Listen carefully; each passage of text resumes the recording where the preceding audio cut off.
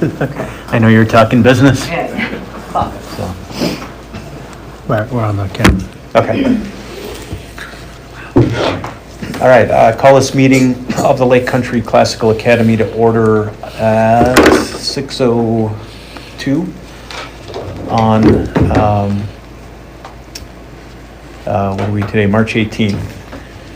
So in accordance with Wisconsin's open meeting law, the required notice of this meeting ran on Saturday, March 14th in the Waukesha Freeman. It's posted on the LCCA website and the front entry doors of both school campuses. The LCCA mission is to train the minds and improve the hearts of young people through a content-rich classical education in the liberal arts and sciences with instruction in the principles of moral character and civic virtue. So please rise and join me in reciting the Pledge of Allegiance. I pledge allegiance to the flag of the United States of America and to the republic for which it stands, one nation, under God, indivisible, with liberty and justice for all.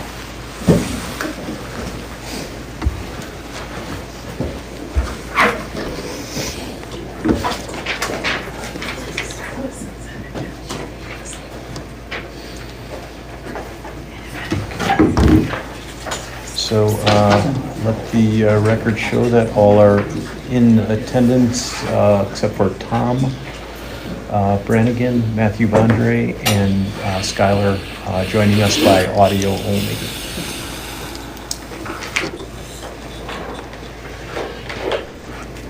Is there any objections to the minutes from the January 19th, 2026 meeting or this agenda? No. Okay, since there's no objection, the agenda and minutes are approved. Next up is the board response to the February 18th public comments. There was actually only one from Mark Van Alstyne, and I talked to him separately after the meeting. Do we have any new public comments for this meeting? I have received no slips as of this moment. I don't know if that's ever The happened. slips are up here if anyone came in after. So, okay. If Tom was here, he would be happy we made such quick progress. So, I'll go to the president's report then, and have some updates I want to just make sure you're all aware of. First of all, with the head principal search timeline status, we received in the end 17 applications for the head principal position. How many? 17. Our committee, which was Ellen, Matthew, Cammie, and Eric, narrowed that list down to 2 candidates. So Matthew is gone and inaccessible.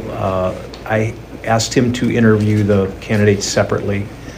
So he has done that, and he shared with me his thoughts, but because we didn't want to bias the committee in any way, I'll just let you know what his thoughts were after you actually meet with the candidates. And both of those interviews are set for tomorrow, actually. I did talk to Hillsdale on this, and I put them on notice that they're reserving some time to vet either one or both candidates. They just reserve the time, and I'll let them know after the meeting if one or both pass. So they're willing to do both, and just wanted to reserve the time so we could make sure we kept the process moving forward if we did identify a candidate we wanted them to talk to. They want to talk, they want us to be like ready to hire the person before we send to them. So they want to make sure that we've talked through salary and details and everything, and if Hillsdale gives the blessing that they're ready to go, just to be as efficient as possible with their time. Did they indicate a timeline for? Colin was going to get back to me with some times, but I told them early April. Great. Be looking to do it. The other thing we'd like to do is just assuming we have a candidate or two identified, is have them meet the community families or anybody from the community that's interested. So have a Q&A session with them so they can get to know them and the community can provide us with any feedback that they have. And then what we're going to try and do on the same day is to do something with the faculty as well. We have Eric and Cammie obviously involved, but broader faculty participation to get some feedback from them as well before we finalize the decision and send them to Hillsdale. So I don't know if there's any questions on that. So the Hillsdale step would be the last step? Hillsdale will be the last step, that's correct. That's great. Yeah, no, it's very, very encouraged. All right, and then as far as John's role, again, we've said this before, but we'll just revisit that after we have a candidate in place. We know who they are, we know their experience level, when they're starting, all those things. We'll just revisit that at that point in time. John and I met with Sean Wendy. I know you know Sean, Chief of Staff for Waukesha County for Paul Farrell. And so we talked through just our whole situation. We've been in touch with them. We had an action plan to be licensed and everything, which is one of the things we'll need to discuss later tonight. But very, very supportive, in the conversation, absolutely want to work with us. Don't see any issues there. They just want to make sure that we're compliant and keeping them out of trouble, basically, was their main goal. So we'll talk a little bit more about that. And John, I don't know if you have anything to add on that at all. No, I mean, couldn't have been more supportive. I mean, he articulated that they really look to Works, CISA, and DPI. And from Sean's standpoint, as far as he's heard from all the conversations, and he's had active discussion with DPI about us, and he said everyone is aligned, everyone wants the school to be here. And Works is an organization for charter schools, a resource for charter schools, Yes. which since they don't have expertise in that, they're deferring to them in a lot of ways. And John and I have talked to them multiple times. So Great. yeah, so they've been a great resource to know that we have out there if we have any questions. So board candidates. So we have 6 board members currently. Tom rolls off in May, but next month will actually be his last meeting because his final date is actually prior to the next meeting. So next month will be Tom's last meeting. I mentioned we had 5 applications. 2 of those withdrew in the last month. So we'll have 3 that are still interested. So we talked about whether to add 1 now or 1 later. Do we add 2? Do we add 3? But I think the way we'll do it, since we sort of ran out of time here, is I'll send you all the applications for the 3. And then if you don't know them or want to talk to them, try and contact them and be ready to vote in April on those. And then the way I thought we would do it, rather than picking a number and saying we want 2 or 3, or is just put the 3 out there and then we'll just vote on all of them separately. So if all 3 pass the vote of the board, then we'd add 3. Do you want 9? Yeah. Well, we'll have Tom's off, John's off, so we'd have 8. And then the other thing is Skylar and I are done at the end of this year.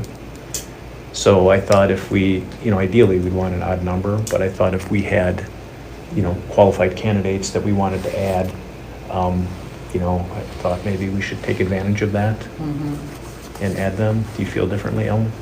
No, I'm just thinking through it. Okay. So, yeah, I think I have to read down the following.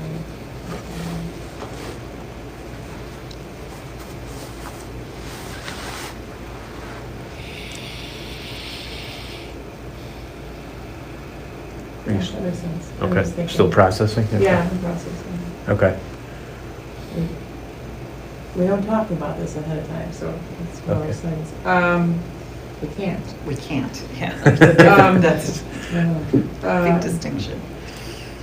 Yeah, I think it's fine. Okay. Skylar, any thoughts on it?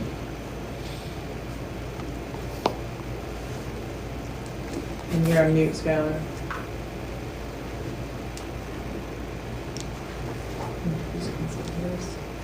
All right, okay. I'll, Skylar, are you there?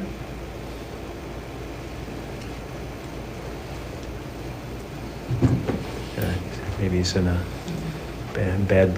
bad signal zone right now. I'll just keep going and he can jump in later if he has any thoughts. So I wanted to let you know the weekly calls with Hillsdale, we have done those faithfully each week. I know Ellen, you joined one, and then Tom has been on the others. So we've continued to talk to them. Kind of a lot of the same things, come up each time, but I think it's just been good to just make sure we're talking, and if there are any questions or anything was forgotten or changed, we're talking about it. So we spent probably a good hour on the phone with them each time, with Katie and then Colin, who's the operations guy. So those have been really productive, and I think have helped us to make sure we're on the same page. So candidate member status, we are officially a candidate member school as of Last Thursday, was it? yeah, like a little over 10 days ago, maybe 8 days ago. But what I've been waiting on is Hillsdale, they have to send us new marks that says we're a candidate member school instead of a member school. And the implications are only that we have to, and I confirmed this again for the 5th time, just to make sure I wasn't missing anything. The website needs to be updated, and then any marketing materials. And I know Kendra was working on that. I think communicated with her yesterday. So I was waiting, I was just gonna send out a communication to the community and just let them all know, here's what it means, it's happened now. I think most people know about it, but it always seems like there's a few that don't or don't know what it means. So I'll send out a communication, Kendra's updating those, and when I talked to Colin, I just kind of confirmed the whole process, and he said the 6 months is just sort of a measurement point. And then at that point, they can say, okay, we'll restore member status, or we want to extend candidate member for more time to evaluate further. So that 6-month period is just sort of an evaluation point. Okay. So I just confirmed that with him as well. Well, and I think it would be good in your communication with everyone too, to let them know that the effective date of the status. Because a few people I've talked to have been confused about that and think that it has Yeah. been that way for a way. I mean, Yeah, I think some people thought it started in January. Right, and Yeah, right. yeah, I will make sure that's clear. thank you. And then the last thing I just want to say is the One Campus update. I know we've been talking about that on the agenda each month, and some people have asked about that, and I think they thought maybe we stopped thinking about it, and that hasn't been the case at all. I know we've talked about it multiple times, but it was just more the priorities of, we had the enrollment, we have the gala, we have, teacher contracts, at principal search, so it's more a priority thing. Yeah. And we'd expect too that we can, get back on that pretty heavy if we have especially if we have our new head principal Yeah. in place, So those were my update items. Any thoughts or questions? Done.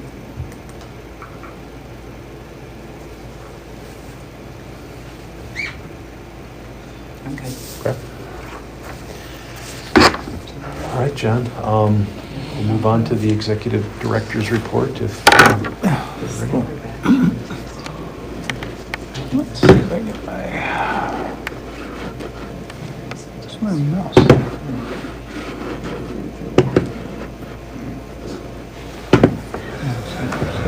Oh, here it is. All right. So I'm keeping this one relatively short in terms of the content and focus on things that are applicable to the things that we're going to have action on today, namely the teacher salaries and contracts.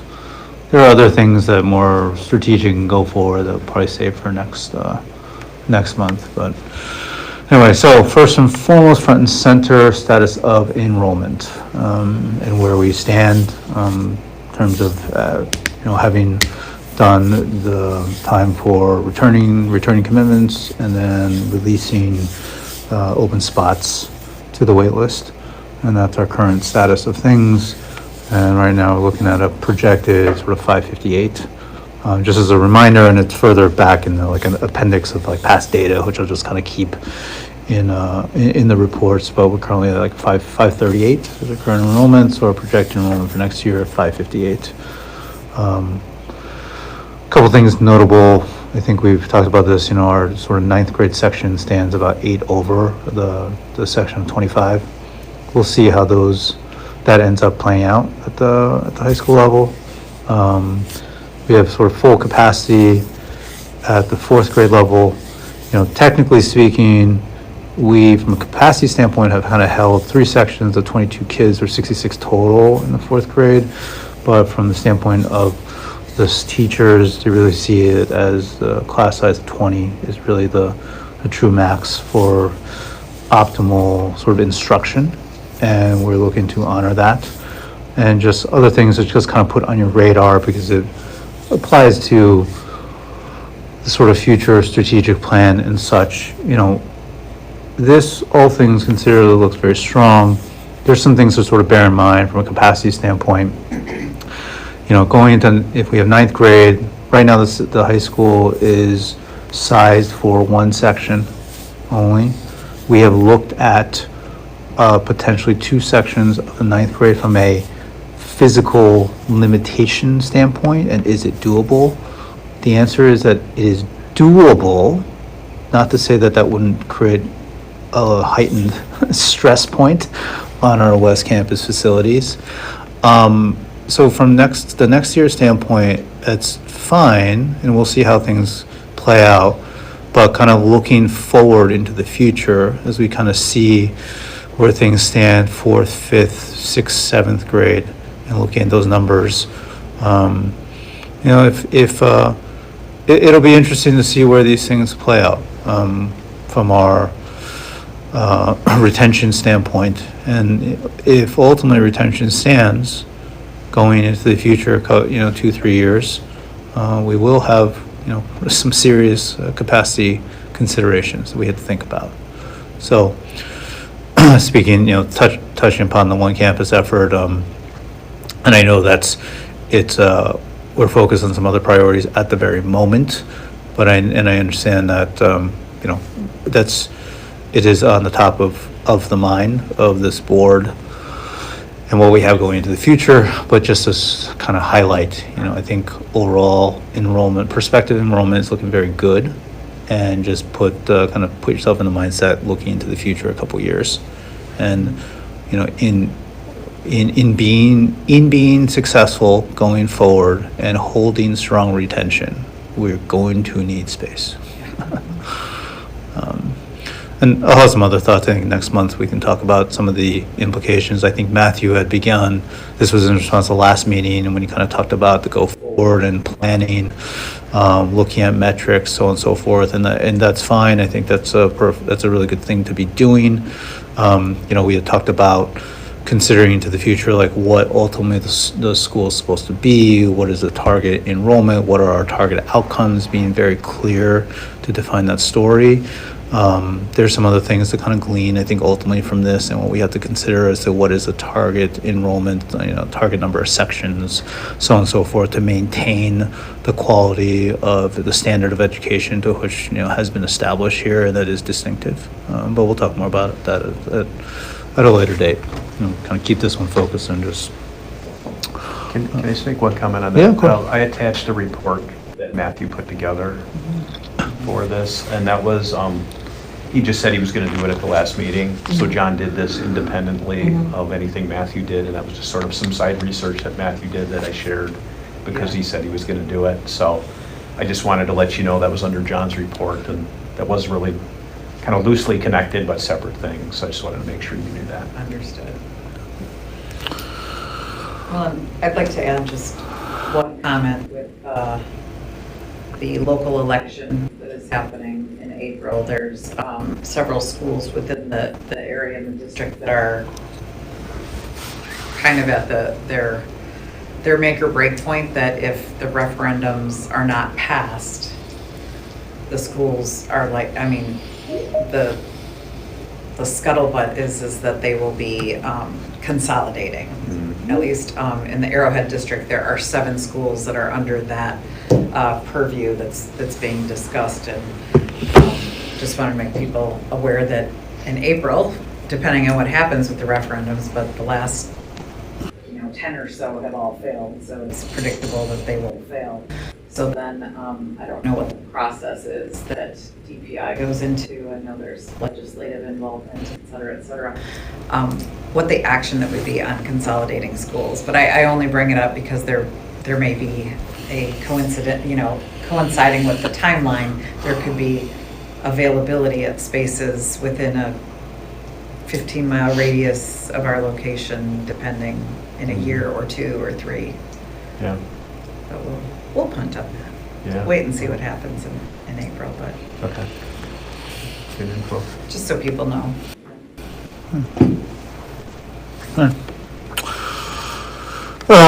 Since this is the real focus of tonight, just a little bit of timeline in case anything was not clear to people. We'll obviously discuss a preliminary budget for next year with the focus on compensation.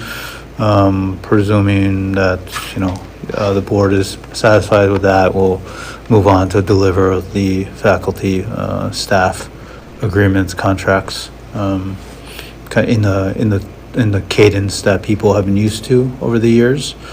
I think there are some, just so you know, there's some refinements, some legal distinctions that when I looked at the various type of agreements for the types of employees that we had, kind of reached out to legal to just kind of clean a few things up. But we'll get them out in the cadence that people have been used to, including the acceptance deadline, which is also within the window that people are used to, and it would be kind of the equivalent is April 2nd, with April 3rd being Good Friday this year. So that's the anticipated timeline, and if anything should change, we'll let you know. I put this here, this is going to be an introductory letter to preface all the agreements. I put it here because frankly, I think all the, I think in the recent months, all communication has been kind of ultimately shared anyway. But I put it out there in particular just so you guys can you can read it in a separate time. But just the spirit of the letter, and I know over these last couple of months, people have kind of, I think, had questions about commitment to the classical education and what have you, and I just wanted to highlight that is at front and center within the letter that will preface all the agreements that'll be issued. All right, so John, before you yeah. go off of the- Uh-huh. have we heard from any that they're not returning? well, there was a commit return survey that happened, I think, what was it, January or so, and in that one, I think I posted in a previous communication, I think it was about called 2/3 response or so to it.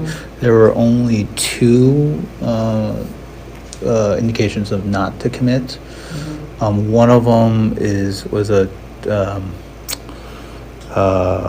more like an hourly resource, and then the other one have actually had conversations, and that will be under reconsideration.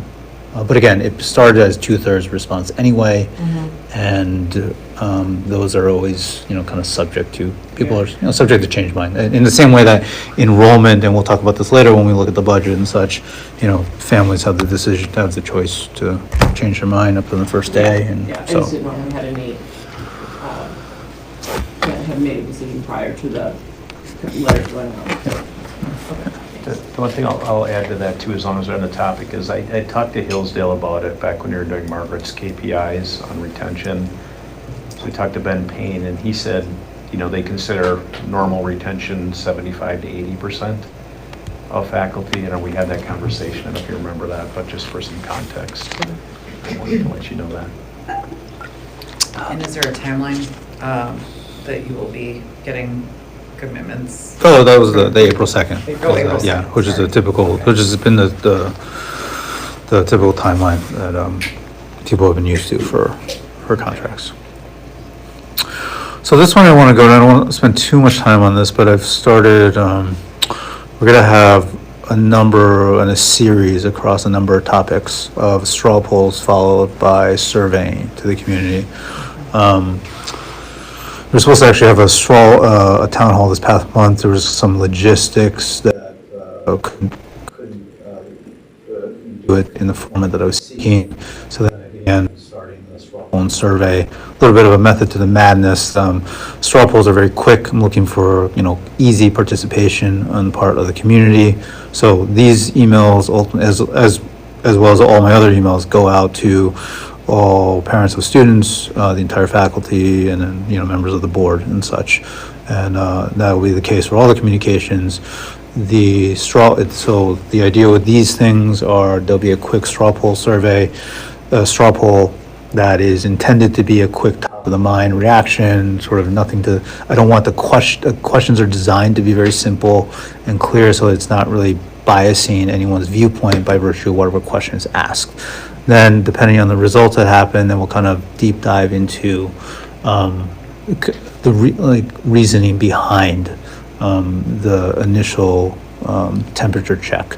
So since we're going to be talking about a security item, to extend on-site security for the rest of the year, I thought at least would highlight this one as a quick look, just so you can get an idea. This one was the community straw poll. 281 participants in this one on on-site security. Majority in the favor of continuing on-site security. Again, it's a simple question. The question was, should we continue with on-site armed security?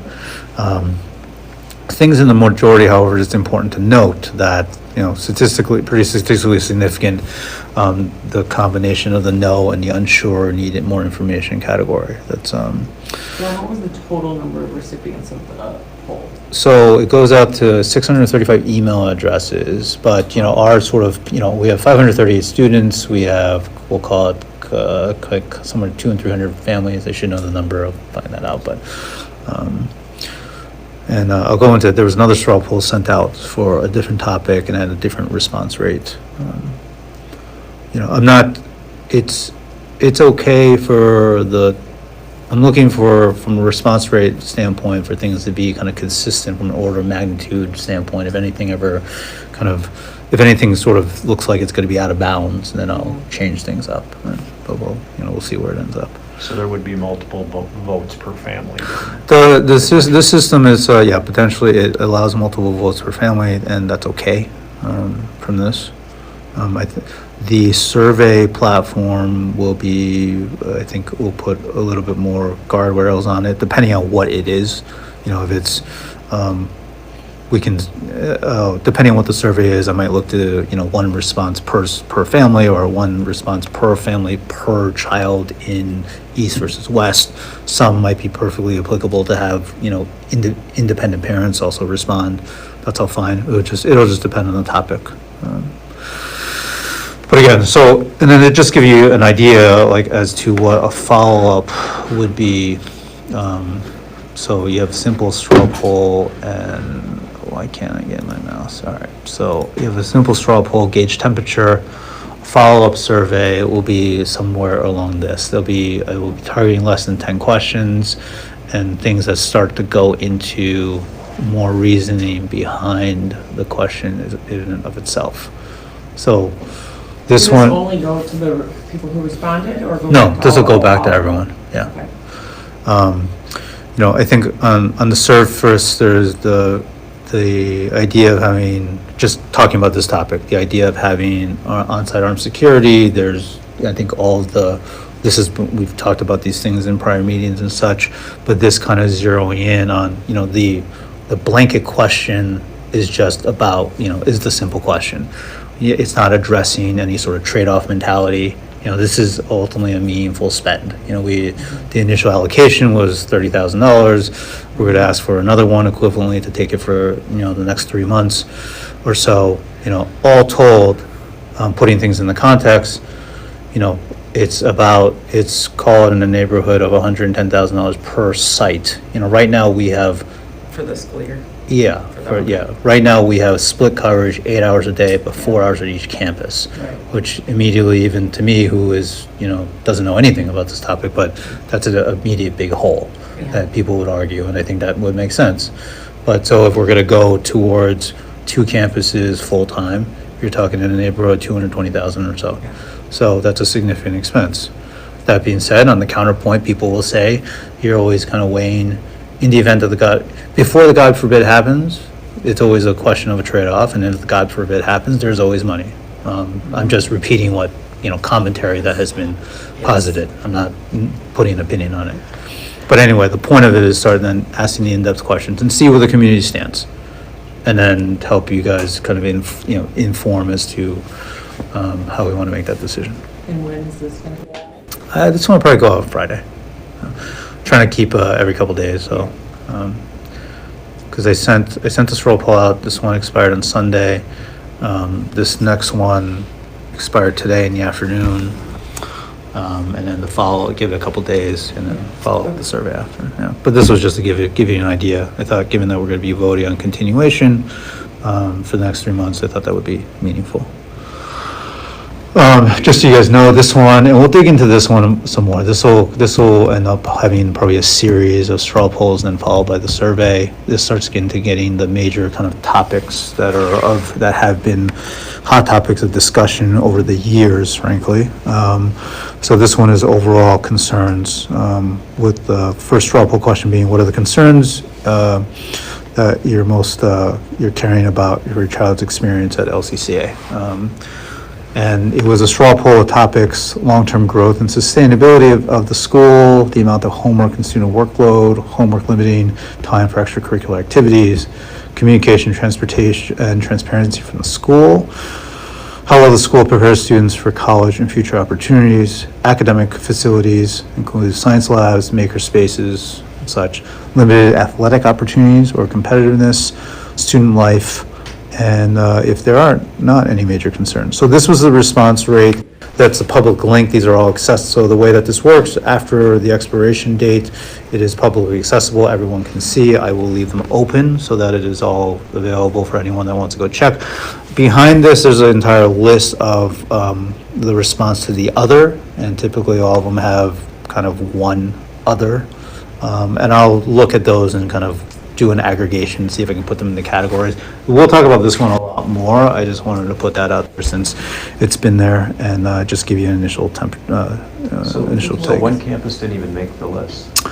One campus defined as one campus didn't make the list, but I would say that kind of goes towards facilities, Yeah. and you could probably lump that into long-term growth and sustainability and such. What was the total number of respondents on this one? This one was, so the other one, 281 responses. This one was 232, I believe, 232 participants, and the poll asked for 1 to 2 of the, pick your 1 to 2 choices. It'd be So- interesting. They only were able to rank the top 2. Yeah, pick your first 2, yeah. It'd be interesting too to do this one again, like if we have a head principal in Mhm. place. Yep. And things are clarified with Hillsdale, to see what the next 1 or 2 would be Yep. for those who pick sustainability as their top one. Yeah.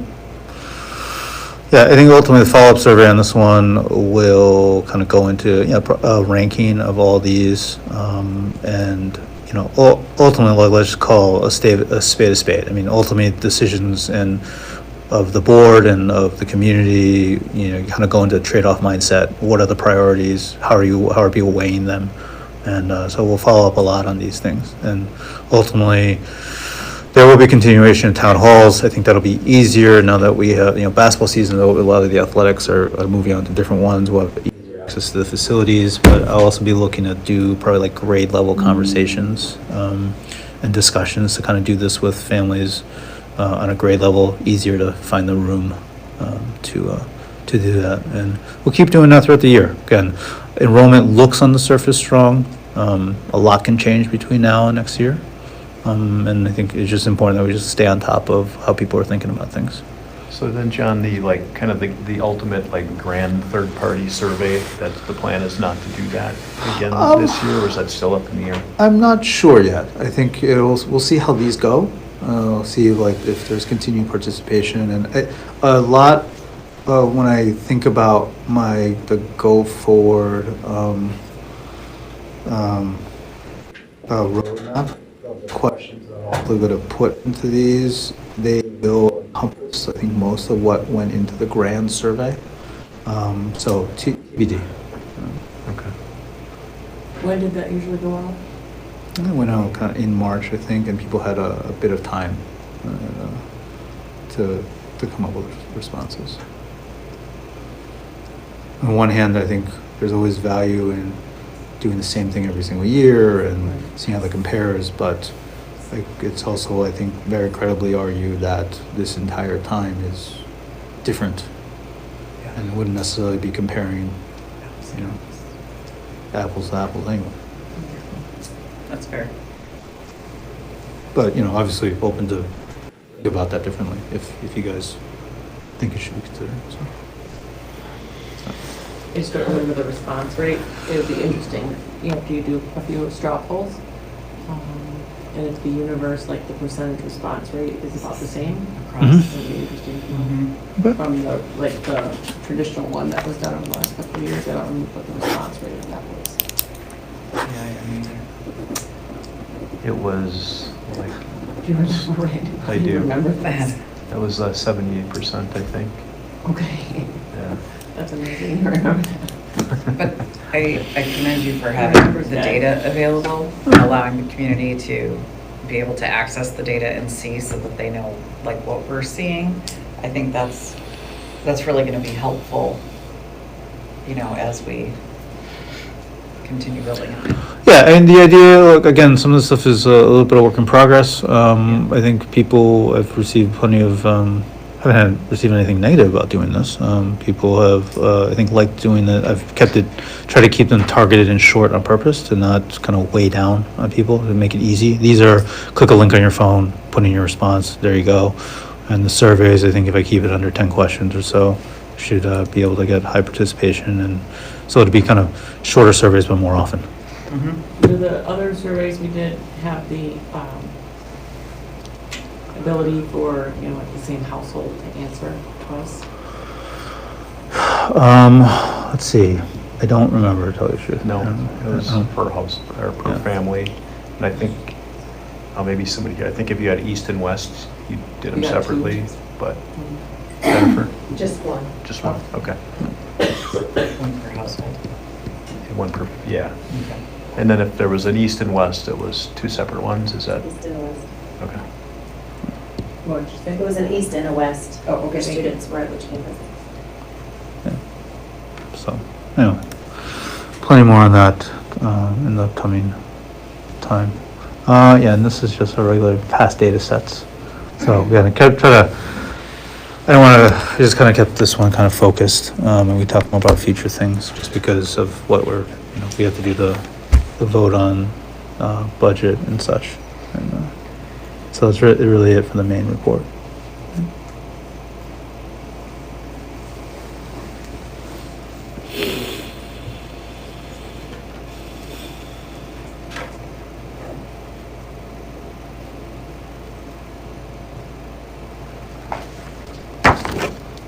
All right, any other questions or things you wanted to share, Ken? Not yet, we'll Other have more to than- talk yeah. about in the other. Okay. All right, I'll just move right then to the new business, salaries and benefits. So someone like to make a motion to approve the salaries and benefits budget? So moved. Second? We need to talk about it first. I was gonna just make the motion and then open for discussion. This way we've done it Is before. Skylar back? Yeah, we do need Hey, Scott. Skylar? Hello? Are you there? Do you have us on mute?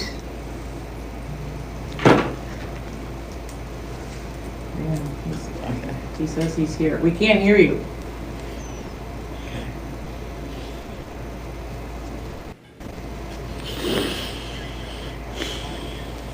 Okay. Okay, Yeah. so we got some voting items here, so Ah. maybe you can just text a thumbs up or something. Technology. Okay. Okay, or text then too if you have a question or something. And try. Yeah, okay, all right, thanks. Okay, Can he not? Well, it's good he can hear us, so that's. okay, so. Yeah, I can hear you guys. Oh, Can you hear me now? Hey, yeah, now we we can hear can. you. Hey, there we go, loud and clear. All I right, don't know why it keeps, like, muting me. okay. It's good. All right. Anybody want to second the motion? Yeah, I'll second. Yeah, two. Yeah, so, yeah, okay. So that's the way we've done it in the Yeah. past, and then open it debate, so. And then, I guess I could have let John probably describe it first before I did that, but. Yeah, go so I'm putting things in the same kind of look as what has been shown in past years and such. So this is the preliminary budget. So I'm just showing what our 25-26 budget, as was, I think, finished, approved back in June or so. And then putting side by side with 26-27. Now, the focus here is, of course, just from from a faculty and staff salary standpoint. And so I think we can look at this thing as kind of driven from the revenue and thereby enrollments. So the previous budget, now, we have a current enrollment of 538. We did this preliminary budget of 25-26 based off of 550, and that's how your revenue components looked. 26-27. I'm actually going to do this off, I know right now prospectively, we're looking at an enrollment of 558. I wanted to just do this on a basis of 530. Not to say that I have any reason to say that there will be fall off, but I just thought it'd be better to kind of go from a more conservative standpoint first, and then we'll see where things stand and know where that goes. Of course, the biggest component is the per student state funding. That the number that you see there is the $12,364 per student, adding in what is, and please correct me if I'm wrong on this, but the $428 increase for this coming next fiscal year per pupil. And we arrive at that sort of revenue outlook. I've made assumptions for fundraising, like our bigger picture, sort of either gala and other major fundraising events. Those are still there, carrying over some of the receipts that come from special education. As kind of done a little bit more investigating into those things, have not been given any reason why those should change. So that's where things stand. I think, ultimately, depending on how things pan out, head principal, turn efforts back and focus on one campus, all that. A lot of the fundraising picture and fundraising efforts will change, but I thought this was a fair and reasonable, kind of middle of the fairway look from the standpoint of thinking about budget for contracts. So, and you guys can look forward to like the whole, I've kind of carried forward a lot of things from 25-26 into 26-27. You can look at the broad categories to just get to this sort of net number, and still, we're still operating in surplus land. And there's a number of cushions and refinements that we'll go through, going into the future months. So Randy had asked for this previous way of things were laid out in terms of categorizing salaries, and let's see if I can make this so I can see a little better. Just comparison of where things are. So I know typically our typical way of looking at these things have been, I think, seeking 3 to 4% approval based on 3 to 4% increase as just a straight increase across everything, which is what I've shown here based on the prior, looking at current salaries and such. So that's just a straight line assumption. In the how things have been done Usually it's, requests from a budgeting standpoint, looking at sort of a 3 to 4% increase across the board. And then ultimately, things are presented to the staff and faculty somewhere in the, anywhere from flat to the top of the range is what the reality sets in. But this is how things look like spread across administration, support staff, the elementary and then the middle and upper school, and how things kind of break down, as well as stipends and that are attributable to staff that take on athletics and any of the enrichment programs, house program, so on and so forth. Can't read that. Sorry, it's there. Let me, So, year over year, you're showing a 2.3% for salary and benefits for staff and faculty increase. Yeah, I'm sorry, we go back, you had a 3% rate. this way. So, yeah, this one's 3, this one's 4, just so you see the, and that's where the ultimate variances come out. And then on the lower part, you had benefits, the insurance increase. 5%. No, Oh, 5%. that's 25, 26, I'm Yeah. sorry. Yeah.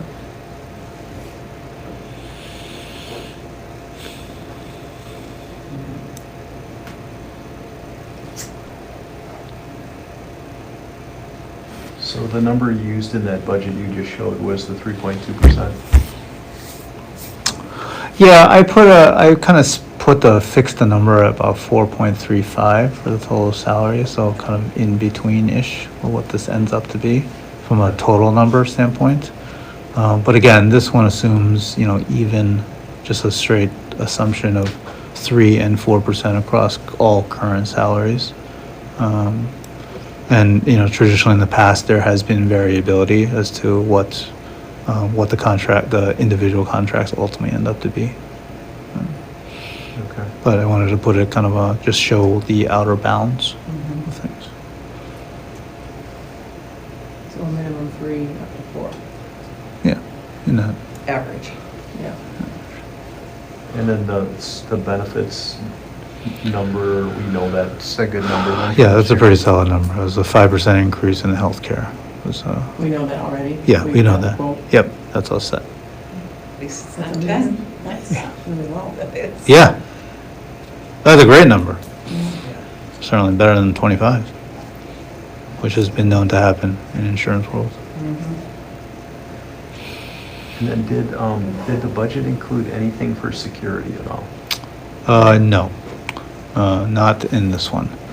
And I thought I would leave that because we'll have a matter of discussion, and I think since it's a large item and it's And it's a new an evolved topic, I think ultimately frankly, depending on how I think the community responds and what's really the input and where people will ultimately kind of express their priorities, then we can talk about how a lot of everything else can be changed. So you would pull, if we did the full 220, that would come from where? If there's a lot, well, first, this already is pro forma operating a surplus anyway. Yeah, And then there is a number of items in here that we never hit. which We would, overbudgeted. yeah. That we would. We never hit, we've over budgeted Yeah. historically. So then for like a head principal, did you just assume something similar to what we Margaret, paid yeah. Margaret? Mhm. Yeah, that's all in here. Okay. And then did it assume like your position would be there for the full year or? Yes. Okay. So then process-wise, if we're looking at preliminary, this is just to keep moving forward. Remind me when we're gonna do the full, like the actual, that's not until, So this one we needed to do just because we have to do the faculty contracts. right. So there's May, Yeah. we'll do another version of it, and then the final one will be approved in October. once we know the, That's what I thought, yeah. okay.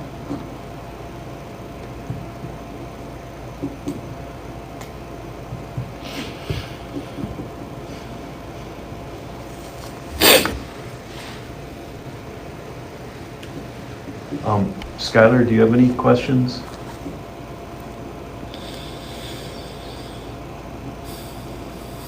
I do not. I just don't know where our staff, faculty salaries, it's hard to get a proxy and like where we fit in relation to our whole competition.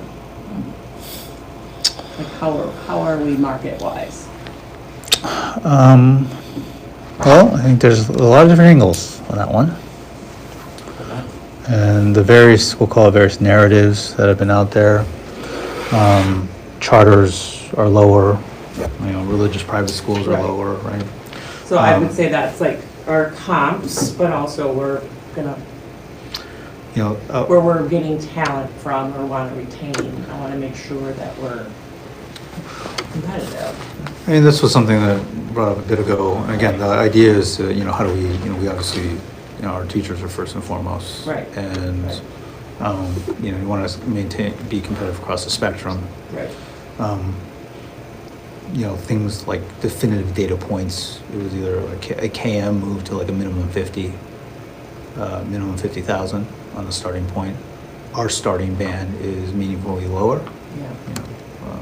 We've started in the past at like 42. Yeah. Just as a data point. Our upper ranges are in, we'll call it the low 60-ish. I don't have the specifics, but I think public school getting as experienced teacher, it's not unusual to get into the upper 60s, lower 70s, that's that range. So yeah, I would say categorically we are lower.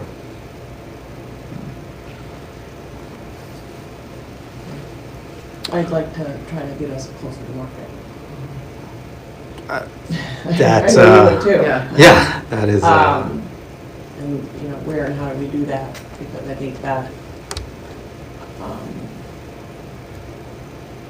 we have to pay our teachers what they're.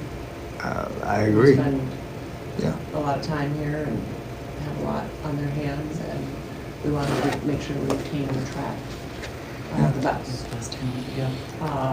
So I just want to make sure that,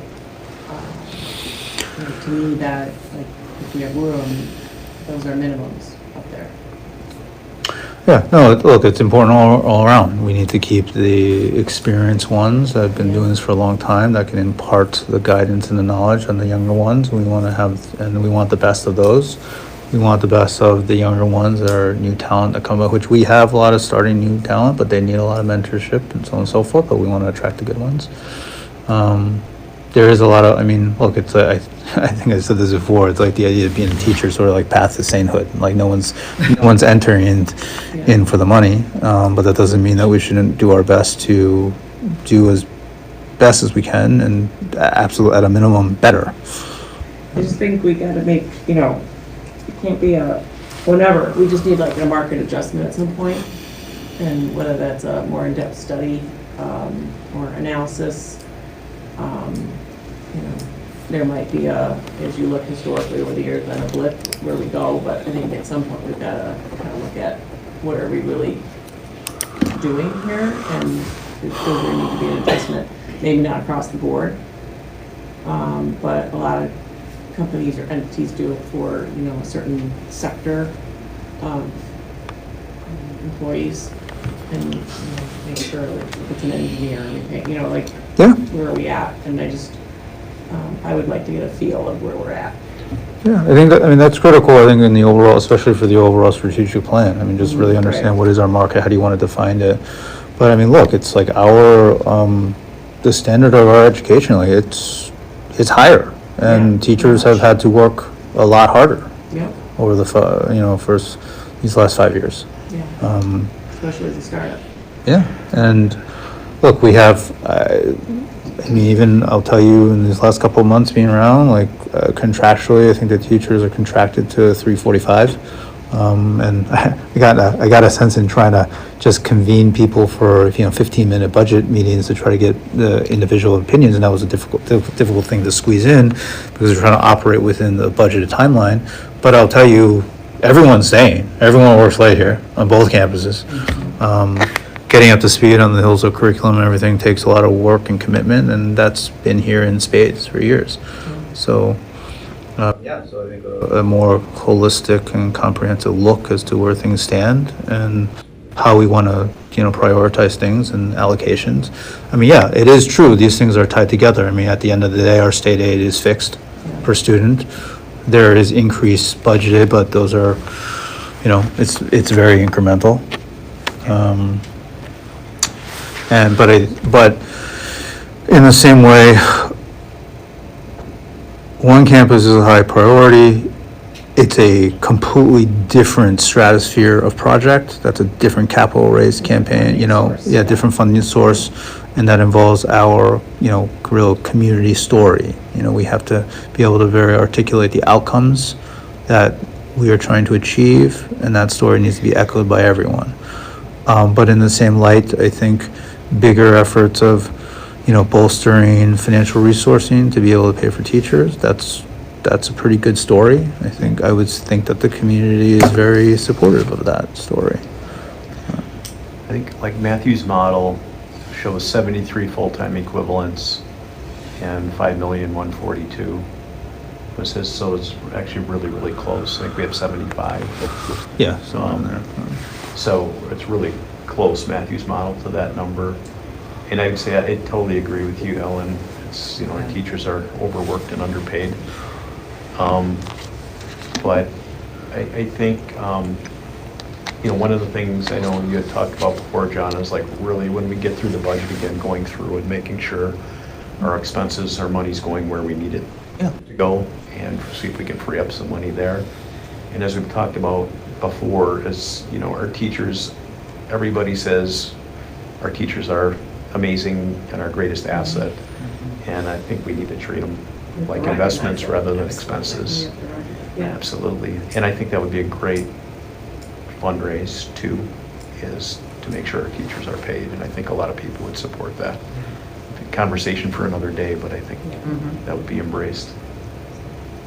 Yeah, I think it'd be a really good thing to make it a priority on the strategic plan and to really investigate it and decide where we want to be.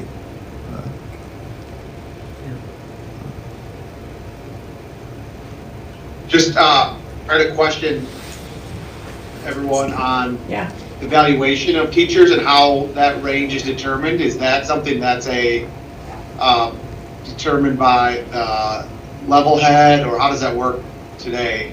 Can you provide a refresher on that, John? Yeah. If you don't know, that's okay too. No, it's I think how the contracts for this year, what I'm talking about here, this is going to be more trying to come to a number that can be applied more so universally. Because frankly, the idea of trying to evaluate individually, identifying, all-stars and such, I mean, speaking to Dr. Wozniak and speaking to Ms. Joy, they have, because they've obviously been the ones to spend the day-to-day teacher observations and such, and they do have views as to, kind of outstanding performances or not. None of them have really expressed, too many standout issues per se, but they have noted some individual performances, so that'll be factored in. But I think truth of the matter is to really have a compensation model and to have true objective measurements and a framework that makes sense to really think about, outstanding performances or going to the other side. That's going to take a lot more time. And there's so many factors involved. So this one, how I'm looking at things, obviously Dr. Wozniak and Ms. Joy's viewpoints on any specific individuals we factor in, but this is more so about getting a kind of pretty uniform increase. Yeah. Thank you. So then, John, are we Are you asking for approval on the 3.2? Are you asking 3 or 4? Or what are you looking for here? I'm looking to improve, so if we look at, it's really approval of this. Okay, so that would be based on the 3.2. Yeah, just to give you numbers like inside.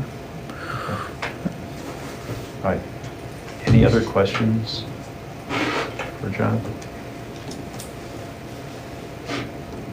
No. So is that safe, it's an estimate though? Yeah, oh yeah, It's And that- prelim, right? like, yeah, it's preliminary. It's Realist, the floor, yeah, yeah. the floor, like it's a conservative. Sorry, which conservative and which, There, if we had to adjust after we get the real numbers in, like you went conservative in putting a 3 in there. yeah, well, I went, this gives cushion to be able to do things inside of this number. Got it. Seems pretty conservative. Yeah. Okay. Anything else? Okay, Good, so, Skylar? Yep, I'm ready for a vote. okay, so we already made the motion on it, Skylar. So question is whether to approve the preliminary budget as presented by John. All in favor, say aye. Aye. Aye. Opposed, nay? All right, sorry, Skylar. Front lane. We heard you. All right, motion carries.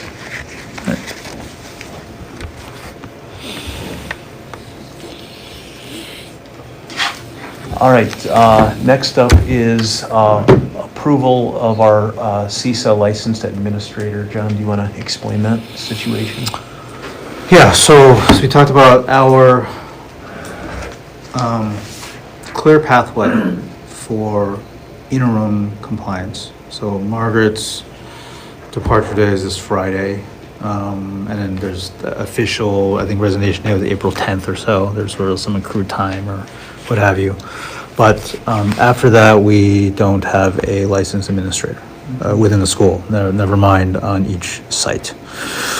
And of course, we had to provide a plan to Waukesha County, and we needed to figure out what that plan was supposed to be. And the clearest line of sight to the interim and the interim compliance. And I say interim versus long-term because, of course, since we're actively looking for a head principal, that will have impact on what that's going to be. So, discussions between DPI, Works, which again, the Wisconsin Resources Center for Charters, then that's who the county looks to. And they had explained to us that it is very common amongst charter schools that you can outsource the what's called principal of record duties and responsibilities to CISA. We leverage CISA resources for a number of things we have over the years. We continue to do so, especially on the finance side, special education side. We have the ability to do so for this, for this need as well. Their proposed plan, because the ultimate, statutory compliance is to have a licensed administrator on both sites, both campuses. So between Works, and CISA, DPI, county, so the easiest plan or the clearest path, interim compliance, is to have an outsourced resource from CISA for the principal of record, to also have Dr. Wozniak, to have him be put on a plan to get to licensure. Which takes about how long? So there are two components of that. So there is the board requested license. So this is similar to what Margaret did back when at the onset of the school, and that kind of for her kind of began the following year. We went about a year kind of operating with being without a licensed administrator, and so then she was on the plan So the board requests interim, they call it interim emergency license that's valid for 1 year up to renewable for one other up to 2. And the individual, in this case, Dr. Wozniak, would have to be concurrently enrolled in a program for licensure. Now, he already has a master's degree, actually he has 2, but it's 2 and a PhD. So his educational requirements are, satisfied, so his path is faster. The research that we've done, so the proposal from CISA, so that includes the principal record outsourced, and it includes a they call a mentor for him, because ultimately CISA is taking liability. So even though Dr. Wozniak's going to be on the pathway, they wanted him to have a mentor. But it's really for CISA to oversee his progress. So that's what the 38,000 or so. So this runs from now until June. For June, yeah. Now, this is something that we're still awaiting some clarity from DPI. The approved program that Dr. Wozniak would enroll in is through Wisconsin Educate, or Educate Wisconsin. This was what was communicated to us by DPI as like the preferred program. That is $3,400 per semester for 3 semesters, and it starts in May. So I have had an initial call out to DPI. They didn't give a firm answer. We're going to follow up. But the question was, since we're supposed to start the plan in March, but his program, it doesn't even begin until May. So just to double check that there wouldn't be an issue there or anything else that we have to do. But that's kind of the lay of the land for how that looks. And then if we would have a head principal that started before June, then we wouldn't need to do this for the full. We still part of the mentorship. The mentorship, but not the first part of it. Can we, is it month by month, or are we paid that we have to go? So their plan is, we didn't get into, they proposed it as a, engagement for the, Yeah. for the duration. They, I would have someone here before June, just like start. but- Probably unlikely. Yeah. I think, given, just my view on it, this is a matter of statutory compliance. Yeah, we have to do it, So, Yeah, regardless of it. Do either of the candidates that we're considering have this designation, both? Yes, Oh, that's great. yeah. But either way, we'd want, a backup, Of which we course. didn't have before, Which- so. Yes. Yeah, I think when I look at this, I think go forward is like, I would just recommend that we look, it's looked upon that we should put the school in a position where we're not falling short on statutory compliance. You put a little bit of redundancy in there. I mean, obviously we have to weigh, we have to be fiscally responsible when doing it. Mhm. But I think we should look at it as, let's not get into this situation. Yeah. Great. And then the principal of records here, like a half day, once Yeah. or twice a week then, right? Yeah, That's- CISA put it as probably like a once a week type. Okay. Okay. Skylar, do you have any questions on this? I didn't quite hear what John's answer was, that we go by month, or it's for the whole time period question? It's for the full term from March to June. Okay. Thank you. And there, I guess this is a follow-up. Is there any way to negotiate that if we terminate early, that there's some refund in that service? It's probably not likely maybe, but I just would hate to pay for something we don't need to. Yeah, point noted. I mean, they gave a quote. We haven't seen the formal agreement. I can ask the question. I think it's worth asking. And then, I mean, this is roughly kind of totals what the cost of having Margaret here would be too. So it's sort of an offset from a budget standpoint.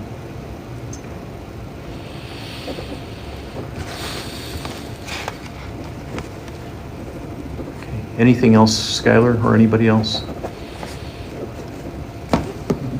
Okay, so would any? Not for me. Okay.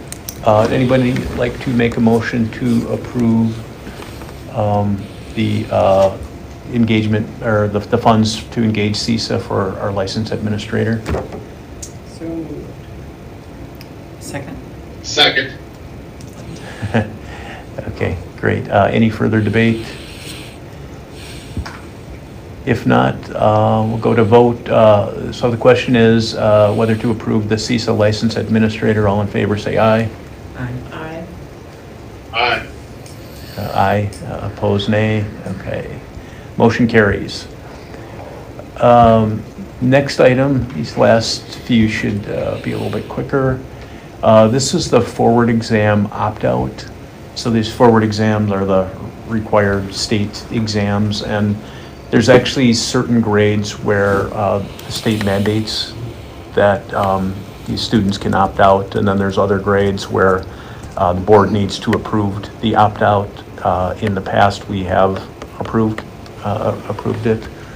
So this came up again for this year. So we want to determine whether we want to continue doing the opt-out as we have in the past. I personally don't see any reason why we would not. So would someone like to make a motion to approve the forward exam parental opt-out? So moved. Second. Okay, it's been moved and seconded. Any debate? Okay, so the question is whether to approve the forward exam parental opt-out. All in favor, say aye. Aye. Aye. Aye. Okay. Ayes have it, motion carries. Next item up, if you just want to comment on this, Ellen, it's the bank resolution. Last month, we were going to add John onto the account. After some discussion, we decided to not add John onto the account, but also it came up that we should remove Margaret from the account. So I don't know, Ellen had revised the resolution, which is attached. I don't know if you have anything further to No, comment. it just is pretty straightforward. The bank is very,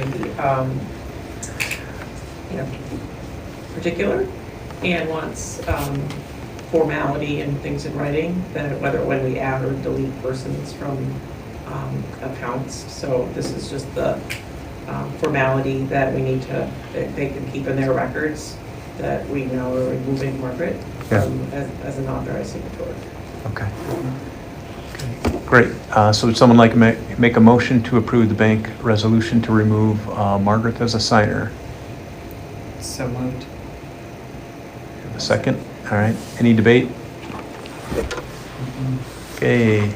If not, question is whether to approve the bank resolution to remove Margaret as a signer for Waukesha State Bank. All in favor, say aye. Aye. Aye. Aye. Okay, motion carries. Last item for new business is security funding approval. So John alluded to this earlier. So what we had talked about initially is we allocated $30,000 to cover security, and it got started a little bit later than we thought. And that was back in October we did that.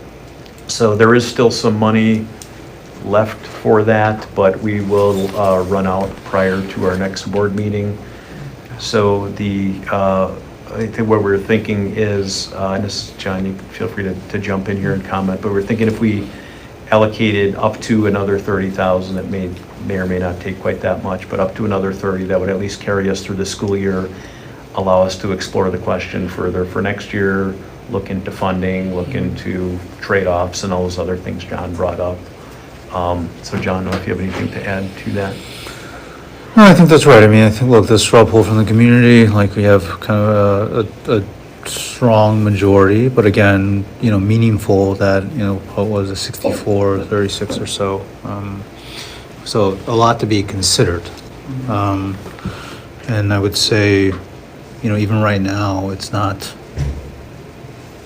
again, you have 8 hours of coverage split amongst two campuses. It's a big hole that's a big hole to begin with. So that's to be considered, but it seems like the community wants it for now. I think we need to investigate it. We need to understand where things stand. There have been a number of comments from and suggestions from people that would know better. I know Matthew's put in a bunch of work and thinking about this. There are things that there are probably process procedures and best practices that we can just put in place for how we also operate. But, so I think it would seem so reasonable to continue for the rest of the school year. I think it'll fit within kind of the overall budget, I think, of the 25-26 year. And we'll do our work to figure out, the full coverage for next year and how that's supposed to look like and where the funds are gonna come from, fundraising efforts and things of that nature. Makes sense. Skylar, do you have any questions on the security funding? No, I'm in support of, I'll wait till the vote, I guess, but no, I don't have any additional questions. Okay. All right, someone like to make a I go just ahead. have a quick, for clarification, so the continuation is to go through the end of the school year? Yeah, so it'd be $30,000 that would cover until the end of May, yeah. I'll move we approve $30,000, up to 30,000 to be used for school security through the end of this school year, Okay, 25-26 school year. so you're making the motion? Is Yeah. that- And I'll Okay. Second. Yep. Okay, great. All in favor of approving up to 30,000 for security funding for the remainder of the school year, say aye. Aye. Aye. All right, aye. All right. Motion carries.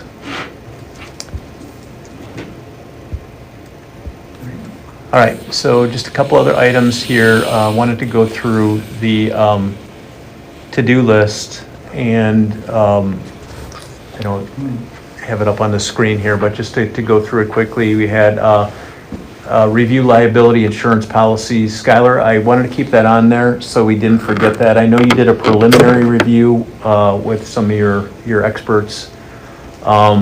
But I think whenever you have time to look into that further, I just wanted to keep it on the list. I think that's a good idea to review that because those were put in place a while ago. So I'll leave that on until that kind of second phase is completed. Mid-year surveys, John had addressed that and got started on that, so that is complete. Update the information on the LCCA website for the giving section. Kendra, there was a couple things that were outdated on there we wanted to review. Kendra actually took the liberty of making some revisions on that, so that the wordings had been changed. It was just some things that were on there that were potentially misleading, so we got that fixed. The strategic human resources policy, which we approved actually last fall, I added that to the board docs website, so that is now on there. Okay. Skylar, e-signature for the bank, have you been added on that? I know Mary was gonna work with you to try and get you added. For an electronic signature? Yeah, I have not yet. I don't know if I've seen it. I don't believe that I have. Let Okay. me check here okay, but I'm pretty sure I haven't, but I'll double check. okay, I can leave it on too, and I'll ask Mary about that. And then, This is for the bank? yeah, we wanted to make sure you were on there because we decided not to put John on as an additional signer, so we wanted to make sure you had the electronic signatures so she didn't have to track you down for live signatures if needed. And then, I don't see anything on that, Randy. I confirmed I didn't see an email on that from Darcy, who was at the bank, and from okay, Mary, but if I miss it, just ask them to okay, drop me a new note on it. okay, I'll follow up with her and have her follow up with you if we need to do something there. And then, Okay.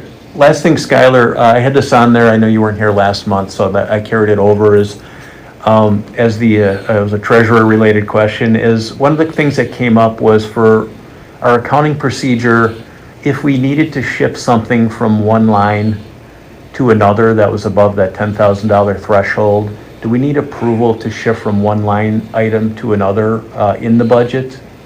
Or is that only if it's a new $10,000 allocated or more?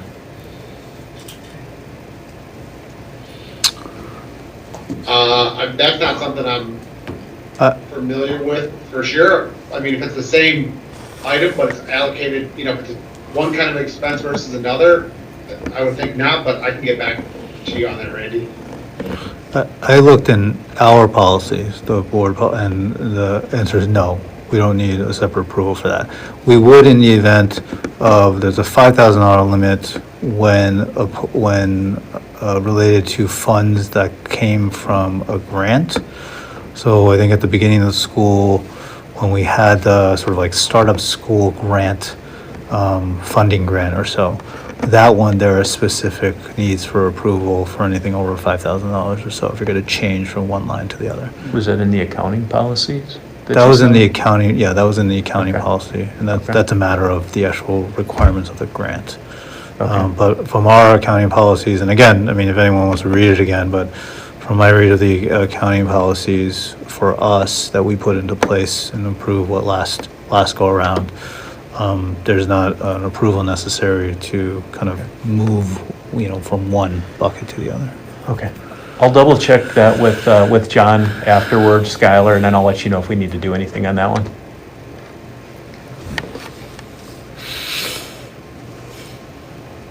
Okay, thank you. And then our last item was the strategic plan, and this, I agree with Matthew.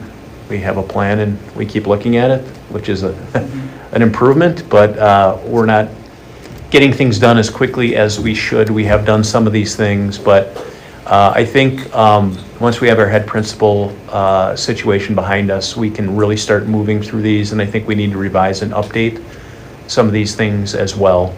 But I'm just going to go over them quickly so we don't forget about them. We wanted a vision statement, which I know, John, you had drafted an initial draft at least a while ago, and then Margaret had worked on one as well. And it's something we want to get done here, but I know you wanted to gather some information and input rather than just rushing and having something. We wanted something that our faculty and community could buy into. So is that still where the status is on that? Just trying to... Yeah, yes, I would still put it there. Things will potentially can change with the head principal. I know, but this, strategic plan is supposed to be driven from the board standpoint. But I think right now, let's get through our teacher contracts, see where things are there. A lot of the surveying and and further conversations that will become a regular cadence, whether that's grade level, whether it's the bigger town halls, those will be really informative to all those things. And that all feeds into the story. Ultimately, the whole purpose of having any of that is that we're going to arrive at a story that becomes inherent in everyone in the community. So we'll just build it starting with the whole community input to begin with. That being said, I think some things that, and again, I didn't want to necessarily spend the time to talk about it here. There's still some elements, I think, of go-forward strategy that have already explored to a degree. I've done some preliminary exploration of other sort of programs that can be, I think, supplemental to, if we take our Hillsdale-driven curriculum and the level to which we're executing on, that's core and sacrosanct and it's central to everything. I think there's been an expression of concern about, say, opportunities, and I think there are some elements that we can explore there. I actually went with Dr. Wozniak we went to Watertown Hospital, actually last week. They have a shadow program that's been interesting for, I think, kind of the junior and senior level, to get visibility experience in the healthcare industry. Had a number of conversations with people that are in the trades. I think we look at our graduation record. We have graduates. Those are the Hillsdale graduates. There are those that are going to WCTC. There are people that enter the trades. People that have expressed interest in just getting visibility as to what's involved there. And I think we've got some avenues to potentially create some opportunities. So things that speak to those elements of strategy. It's not like we're just gonna, sit on them until we can really dig in. So there's stuff that I'm exploring, but I think the overall statement and vision, strategic plan, like once we kind of get some of this feedback from the community and have the open discussions about them, those will really drive what that's going to be. So, and to be clear too, what John's talking about is a supplement, not a substitute for the curriculum. So I just want to make sure that's clear, because I know some people had some concerns on that one. And then excess range of enrollment scenarios for this upcoming school year, that was our current goal. And then, more broadly, do some of the things John talked about for sort of a next step. But, John went through our numbers here. I will tell you that I did look at the prior 2 years from like this point. And when we, if you combine the wait list plus our enrollment, we're somewhere near the 600 range. Yeah. That's pretty close to where we were in the past. And from this point forward, the last 2 years, we lost roughly 8% of those. So I think, that puts us pretty close to the numbers, 630, 640 range that you had used in the budget. 5:30. Go ahead. Yeah, 5:30. Oh, 530, sorry. Yeah, we don't gain. Yeah. Well, hopefully we will, Well, but yeah. yeah. Eventually. Yeah, 5:30, sorry. So the 90-day goal review and reset, so we had done this strategic plan in July. Ellen, I know you've been in touch with Partner to Learn. That's still part of what we had paid for through the grant with that service. So I think once we get through that head principal thing, it'll be a good time to sit down and revisit and have them I wrote involved. back to her and said, Yeah, it would be not an ideal time now to do it. yeah. Once we have a new team or leadership in place, it would be. Yeah, it'll be perfect timing. So the head principal, create the head principal selection process. We've talked about that. We have that well underway here. Georgia, I left this on here because I wasn't sure if you're complete, but to review and revise the board policy manual, are you considering that complete and ready to go to phase 2? Close. It got shelved last month, and I was not quite finished, but close. Okay. And since we have a couple new board members, we'll want to make sure all that's updated too. Okay, and then draft and approve the policies of the Carver model. Again, we got substantially through that. We need to do the ends policies to add to that, and then review it and approve it as one package. So I will do that, and I think too that'll be good once we kind of get that draft together with our new board members to actually get their input on it and finalize that as well.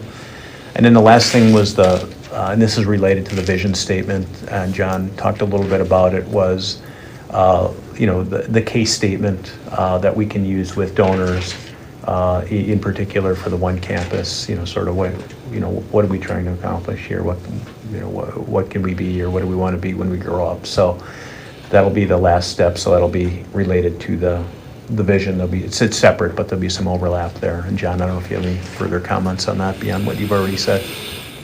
No, not at this point. Okay. All right, and if there's no other questions or thoughts on that, Skylar, I don't know if you had anything to add. I'll just check with you before I finish up. Nope. Okay. All right, would someone like to make a motion to adjourn the meeting?